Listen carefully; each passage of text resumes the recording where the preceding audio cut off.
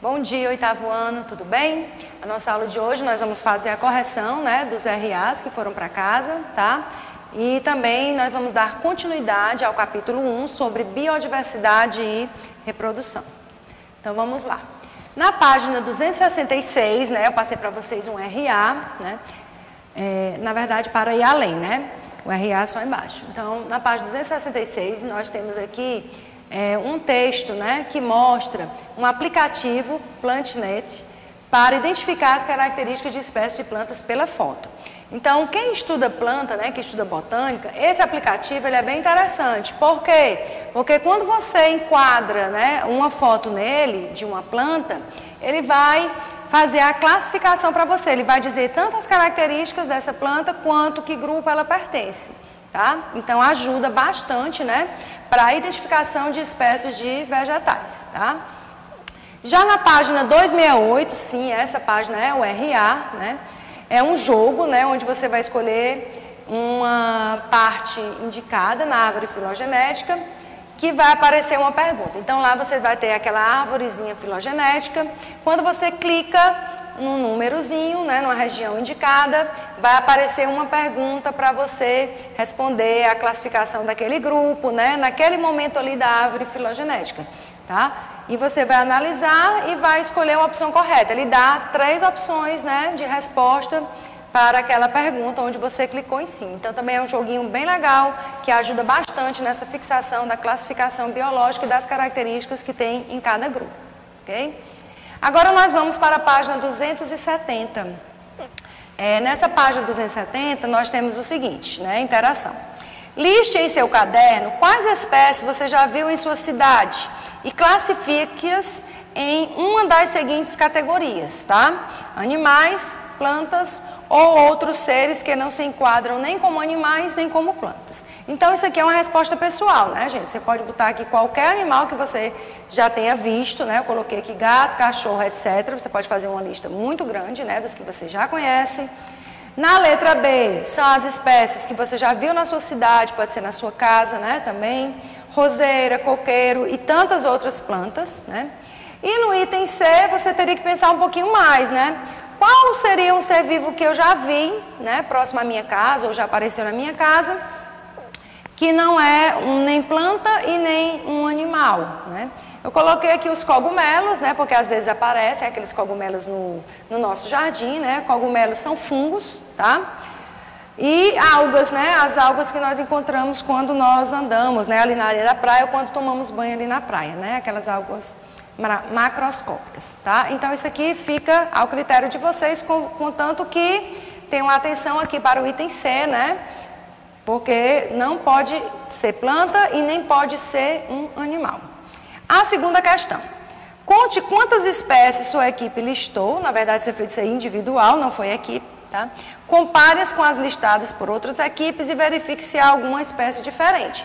Então você pode comparar isso aí, pedir para sua mãe fazer uma lista também, ou até mesmo você, e por WhatsApp com os seus colegas ver o que eles colocaram na lista deles, e verificar se há alguma espécie bem diferente, que ninguém tenha lembrado, por exemplo, ou quem colocou um maior número de espécies de animais, ou de plantas, ou até mesmo de outros seres que não se enquadravam em nenhum deles, tá bom? Então a correção conclui-se aí. Agora nós vamos dar continuidade ao nosso conteúdo, falando ainda da classificação e sistemática dos seres vivos. Os seres vivos nós vimos que existem 7 categorias taxonômicas. Na verdade são 8, porque entrou o domínio. Aí tem domínio, reino, filo, classe, ordem, família, gênero e espécie. A categoria mais abrangente, as categorias mais abrangentes seriam a de domínio e de reinos, tá? Que tem o menor número de táxons. E a categoria mais restrita, com maior número de táxons, com maior número de espécies, nós temos que seria a de espécie. Tá? Então, nós temos aqui, levando em consideração os domínios, Hoje, a classificação biológica, ela é também realizada tanto em domínio quanto em reino. Existem 3 domínios, tá? Que foram elaborados para separar todos os grupos de seres vivos, E esse modelo, ele foi baseado nos aspectos evolutivos a partir da comparação de sequências de RNA. Então, comparando sequências de RNA de todos os seres vivos, separaram os seres vivos em 3 domínios. Quais são eles? O domínio Archaea, o domínio Bactéria e o domínio Eucária, tá? Vamos começar aqui, ó, o domínio Archaea, né? Que eram antigamente conhecidas como arqueobactérias. São seres procariontes, tá? Geralmente são quimiotróficos. O que quer dizer isso, professora? São seres, né, que fazem um processo de quimiossíntese, é um processo para obter energia, tá? Diferente da fotossíntese, é um processo onde essas arqueas, elas utilizam substâncias que estão no próprio ambiente, tá? Como o enxofre, o ferro, e assim elas conseguem produzir o seu próprio alimento. E também, né, nesse domínio estão seres que são chamados de extremotrófilos, né? Que são extremófilos, que são aqueles seres que conseguem sobreviver a situações muito improváveis que outros poderiam sobreviver, como por exemplo altas temperaturas, né? As arqueas, elas podem ser encontradas no topo dos vulcões, de erupções, né? Em fontes termais, temperaturas muito quentes, tá? Que estão aqui dentro desse domínio Archaea. Nós temos o domínio Bactéria, tá, gente? O domínio Bactéria também são seres procariontes, eles incluem, como o próprio nome diz, né? As bactérias, tá? E são aquelas bactérias que são encontradas na água, no solo, as bactérias que fazem parte da nossa flora intestinal, as bactérias que causam doenças, né? E as bactérias, elas, mesmo sendo procariontes, como aqui as arqueas, tá? O grupo de arqueas, elas são, desse grupo de seres vivos aqui, é um pouco mais parecido com o do domínio Eucária, né? Com relação à sua composição de RNA, tá? Bom, o domínio Eucária nós temos, como o próprio nome diz, organismos eucariontes, né? Uni ou pluricelulares, formados por única célula ou por várias células. Dentro desse grupo é o grupo mais diversificado. Estamos os animais aqui, as plantas, as algas, os fungos, os protozoários, tá certo? Então, tirando as bactérias e as arqueas, todos os outros seres vivos estão aqui dentro do domínio Eucária. Bom, agora nós vamos falar da categoria reino, né? O reino também tem o menor número de taxons. Nós temos 5 reinos: reino Monera, Protoctista, Fungi, Plantea ou Vegetalia e o reino Animalia, tá? Aqui nós temos os representantes. Do reino Monera são as bactérias e as arqueas.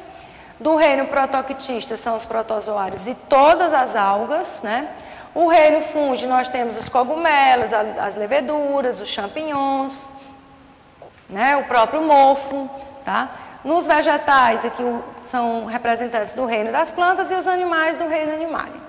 Quais são os critérios, professor, que são utilizados para separar os seres vivos em 5 reinos? Os critérios são o número de células, o tipo de célula e a nutrição que eles apresentam, tá? Então, no caso dos moneras, todos os moneras são unicelulares, ou seja, a bactéria ou as arqueas são formadas por apenas uma única célula. Somente também os moneras têm células procarióticas, ou seja, são seres procariontes, cujo não existe um núcleo definido e nem organelas celulares. E o tipo de nutrição vai depender do tipo de bactéria. Existem bactérias autotróficas que produzem seu próprio alimento através da fotossíntese bacteriana e existem as bactérias heterotróficas que não produzem seu próprio alimento, tá? Que são aquelas da flora intestinal, por exemplo. Já no reino Protoctista, observe que, tirando os moneras, que são procariontes, todos os outros representantes dos reinos têm seres eucariontes, núcleo presente na célula e organelas celulares. Com relação à nutrição, né, dos protoctistas, protozoários e algas. Quando eu falo de algas, a nutrição é autotrófica. As algas produzem seu próprio alimento através da fotossíntese. Quando eu falo de protozoários, aí eu já tenho uma nutrição heterotrófica. Então, os protoctistas, em relação à sua nutrição, podem ser autotróficos ou heterotróficos. No caso dos fungos, eles não produzem o seu próprio alimento. Todo fungo é heterotrófico e absorve os nutrientes, né, pelo contato direto, tá? No caso dos animais, a nossa nutrição também é heterotrófica. Porém, nós precisamos o quê? Ingerir o alimento. Os fungos não. Pelo contato direto deles com a matéria orgânica, né, que eles vão decompor, por exemplo, eles absorvem os nutrientes daquela matéria orgânica. O homem ele precisa ser heterótrofo por ingestão, precisa comer mesmo o alimento.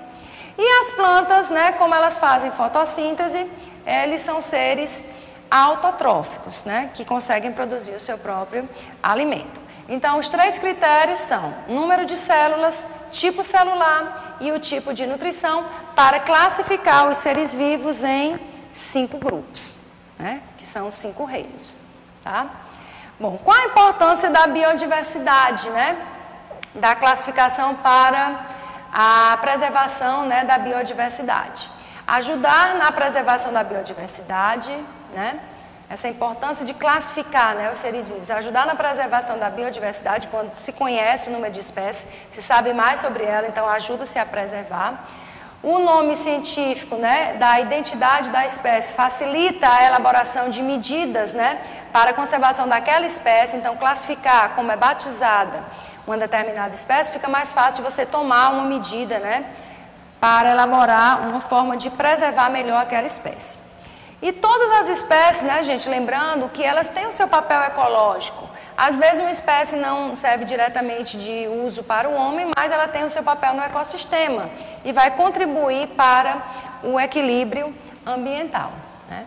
E aqui eu coloquei para vocês, tá? Eu queria que vocês copiassem no caderno, para vocês pesquisarem sobre unidades de conservação, que são as UC, próximo onde você vive ou nas modalidades que pode ser parque, reserva. Então, aqui em Maranguape, né, nós temos uma APA, tá? Nós temos uma APA, que é uma unidade de conservação, tá? Que foi criada pelo município, né, sob leis municipais. Você pode pegar essa APA, né, da Serra de Maranguape e falar sobre ela. Você vai pesquisar, vai fazer um resumo no seu caderno de no mínimo uma página, né, sobre os aspectos gerais, o número de espécies que estão presentes naquela unidade de conservação, ok? Bom, agora a gente vai concluir aqui a nossa aula, só passando aqui a agenda para vocês.